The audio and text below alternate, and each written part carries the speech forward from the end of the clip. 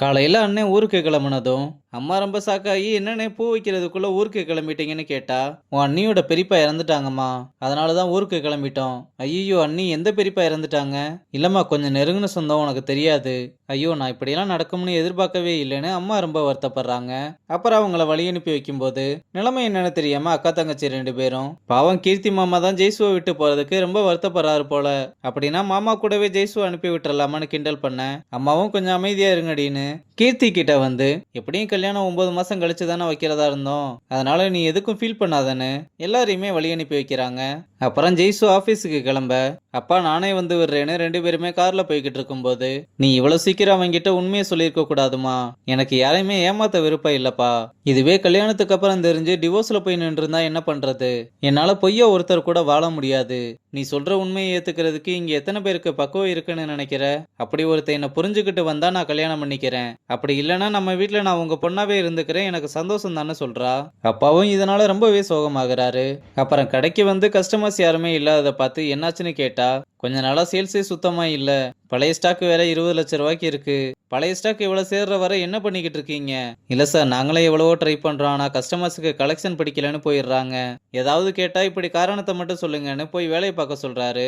இங்க அம்மாவும் சித்துக்கிட்ட, நீ மலைக்கு போயிட்டு வந்ததுக்கு அப்புறம் கண்டிப்பா அவகிட்ட ஒரு மாற்றம் வரும் பாருன்னு சொல்ல, நானும் அதுக்காக தான் வெயிட் பண்ணிக்கிட்டு இருக்கேன்னு சொல்லும்போது அப்பா வந்ததும் சித்து எந்திரிச்சு எனக்கு போதும்னு சொல்லிட்டு கிளம்புறான். அம்மாவும் சித்து மாலை போட்டிருக்கிறதுனால விரத சாப்பாடு வைக்க, மாலை போட்டிருக்கிறது அவன், எனக்கு எதுக்கு இந்த சாப்பாடு வைக்கிறேன்னு கேட்டா, உங்களால தானே அவன் மாலை போட்டிருக்கான், அதனால முக்கியமா நீங்க தான் இந்த சாப்பாடெல்லாம் சாப்பிடணும். அவன் காவடியே தூக்குனாலும் அவன் நினைச்சது நடக்காது, நான் நடக்கவும் விட மாட்டேன். அதுக்கு சித்தும் நான் நினைக்கிறது மட்டும்தான் நடக்கும், அதை அந்த ஐயப்பன் நடத்தி காட்டுவாருன்னு சொல்லிட்டு போறான். இங்க ஜெய்சுவும் பிரியன் கிட்ட நடந்த எல்லா விஷயத்தையுமே சொல்ல, அம்மாவுக்கு இதெல்லாம் தெரியுமான்னு கேட்டா, இல்ல, அவங்க இருக்க ஹெல்த் கண்டிஷனுக்கு இதெல்லாம் தெரியாம இருக்கிறது தான் அவங்களுக்கு நல்லது. ஒரு விதத்துல உங்க மாமா கிட்ட சொன்னது நல்லதுதான், கல்யாணத்துக்கு அப்புறம் மட்டும் தெரிஞ்சது அவ்வளவுதான். பேசாம உங்களுக்கு ஏத்த பார்ட்னரை நான் பார்க்கட்டா? என்னங்க பிரியன் மேட்ரிமோனியா? எனக்கு மாப்பிள்ளை பார்க்கறதெல்லாம் அவ்வளவு ஈஸி கிடையாது. ஏன் அப்படி சொல்றீங்க? அப்பா அம்மா இல்லாத எனக்கு பொண்ணு கிடைக்கிறது தான் கஷ்டம். உங்களுக்கு என்ன 1000 பேர் கிடப்பாங்க, அந்த 1000 பேர்ல ஏற்கனவே 3 பேர் ரிஜெக்ட் பண்ணிட்டாங்க. பரவாயில்ல, இருந்தாலும் உங்களுக்கு நான் பார்க்க தான் போறேன்னு சொல்றான். இங்க அப்பா கிரிஜா கிட்ட வந்து வட மாநிலத்து பக்கம் யாரோ டீலர் கிட்ட பேசுறதுக்கு கிரிஜா கிட்ட வந்து போனை கொடுக்க, அவங்களும் அந்த டீலர் கிட்ட என்ன ஏதுன்னு பேசிட்டு எல்லாத்துக்கும் சேர்த்து அக்ரிமெண்ட் போடணுமா, அது மட்டும் இல்லாம 10 லட்சம் ரூபாய்க்கு செக் கொடுத்தா மட்டும்தான் நமக்கு ஸ்டாக்கே கொடுப்பானம்னு சொன்னதும், நான் அவ்வளவு தூரம் தனியா போனோம், பேசாம நீயும் வரையா? நீயும் ரொம்ப நாளா வெளியே போலாம்னு கேட்டேல. வர்றதுல பிரச்சனை இல்லைங்க, ஆனா மதுவோட பிறந்தநாள் வருது, இதுல என்ன, மதுவும் வரட்டும், 3 பேருமே சேர்ந்து போயிட்டு வந்துடலாம். ஆனா மது இதை கேட்டதுமே, என்னாலலாம் வர முடியாது, எனக்கு அன்னைக்கு ஈவெண்ட் இருக்குன்னு சொல்லிட்டு விறுவிறுன்னு போறா. அப்பாவும் அதனால ஒரு நாளைக்கு முன்னாடியே போயிட்டு மதுவோட பிறந்தநாள் அன்னைக்கு வந்துடலாம்னு சொன்னதும் கிரிஜாவும் சரின்னு ஒத்துக்கிறாங்க. இங்க அக்காவோட பிறந்தநாள் பார்ட்டியில அக்கா சும்மா மாசா நடந்து வர, நம்ம பசங்களும் அதுக்கேத்த மாதிரி பாட்டை போட்டு வைப் பண்ண, அக்கா மீனும் எல்லாம் சேர்ந்து ஒரு குத்து குத்துறாங்க.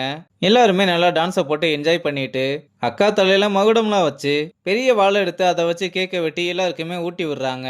அப்போ ஒருத்தன் போதையை போட்டு வந்து நம்ம பசங்களை பாட்டு நிப்பாட்ட சொல்லிட்டு, அக்காவுக்கு பிறந்தநாள் வாழ்த்துக்கள் சொல்லி உனக்காக ஒரு கவிதை எழுதியிருக்கேன்னு, தங்கத்தோட விலை ஏற ஏற அதுக்கு மவுசு கூடும், எங்க தங்க அக்காவுக்கு வயசு கூட கூட அவங்களுக்கு பவர் கூடும்னு ஒரு மொக்க கவிதை சொல்லி முடிக்க எல்லாருமே கை தட்டுறானுங்க.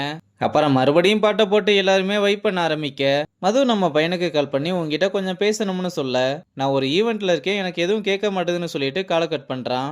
அப்ப மினு வந்து நம்ம பசங்களுக்கு சாப்பாடை பார்சல் பண்ணி எடுத்துட்டு வந்து கொடுக்கறா. அப்ப மைக்ல மறுபடியும் இன்னொரு பண்ணாட வந்து நம்ம அக்காவுக்கு வாழ்த்துக்களை சொல்லிட்டு, நீ மாசம் நடந்து வரும்போதெல்லாம் உனக்கு ஒரு மாமா இல்லையேன்னு எனக்கு ரொம்ப ஃபீலிங்ஸா இருக்குன்னு ரொம்ப ஃபீல் பண்ண. அக்கா இதை கேட்டு செம்ம காண்டுல வந்து அவனை போட்டு புரட்டி எடுக்குது. இதை சசியும் பார்த்து, என்னடா இந்த அக்கா இவ்வளவு டெரரா இருக்காங்கன்னு ரொம்ப பயப்பட, ஆமா மச்சான், என் பிரச்சனையை சரி பண்ண இவங்க தான் கரெக்டான ஆளுன்னு ஜக்கு அக்கா வச்சு ஏதோ ஒரு பிளான் போடுறதோட இந்த எபிசோட முடிச்சிருக்காங்க.